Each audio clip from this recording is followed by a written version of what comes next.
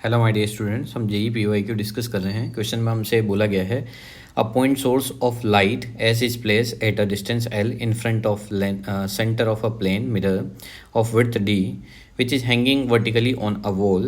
A man walks in front of a mirror along a line parallel to the mirror at a distance 2l as shown in below. The distance cover which a man can see the image of the light source in the mirror. देखो हमें क्या situation है कि यहाँ ये mirror है और इस मिरर के अंदर क्या है, यहाँ पर कोई पर्सन मूव कर रहा है।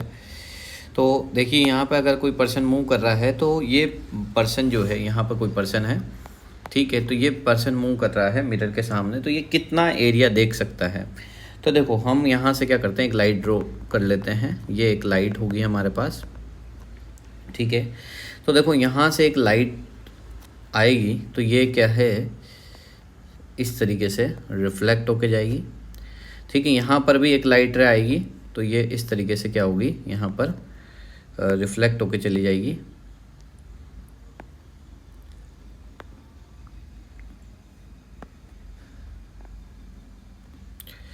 यहाँ कहीं, ठीक है।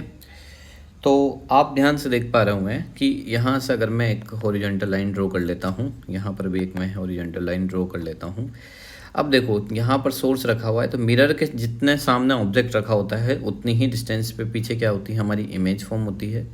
तो मतलब मिरर के पीछे यहीं पर क्या हो जाएगी, हमारी इमेज फॉर्म हो जाएगी।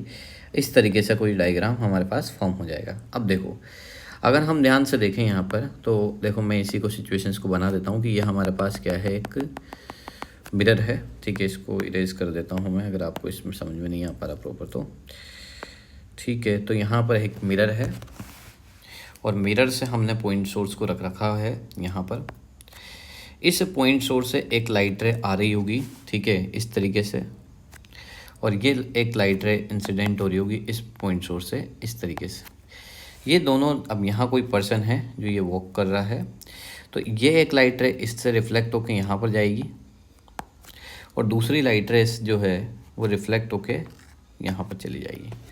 अब आप ध्यान से देख पा रहे हो, तो जितनी डिस्टेंस ऑब्जेक्ट की सोर्स से होगी उतनी ही डिस्टेंस पे क्या बन जाएगी, इमेज। तो हम इसे अगर पीछे एक्सटेंड करें तो ये ऐसा कहीं बन जाएगा, और ऐसे ही यहाँ पर अगर हम पीछे एक्सटेंड करें तो यहाँ पर इमेज बन जाएगी। तो ये तो हमारे पास सोर्स होगा और इस सोर्स की क्या हो जाएगी, इमेज बन जाएगी। ये डिस्टेंस हमें कितनी गिवन है, एल। अब हम जानते हैं कि यहाँ से मैंने एक हॉरिजॉन्टल लाइन ड्रॉ की है और यहाँ पर भी एक हॉरिजॉन्टल लाइन ड्रॉ की है। ये एक्चुअल मिरर की, ठीक है, विड्थ बोल सकते हो, ठीक है, डिस्टेंस डी है ये। अब देखो ये अगर एंगल आर हो तो सपोज कीजिएगा ये एंगल भी क्या होगा, आर होगा, क्योंकि दो पैरेलल लाइंस को अगर एक ट्रांसवर्सल लाइन कट करती है तो उनकी कॉरस्पॉन्डिंग एंगल्स क्या हो जाते हैं, इक्वल हो जाते हैं। तो यहाँ देखो ये लाइन और ये लाइन दोनों पैरेलल है और इनको एक ट्रांसवर्सल लाइन ये वाली कट कर रही है।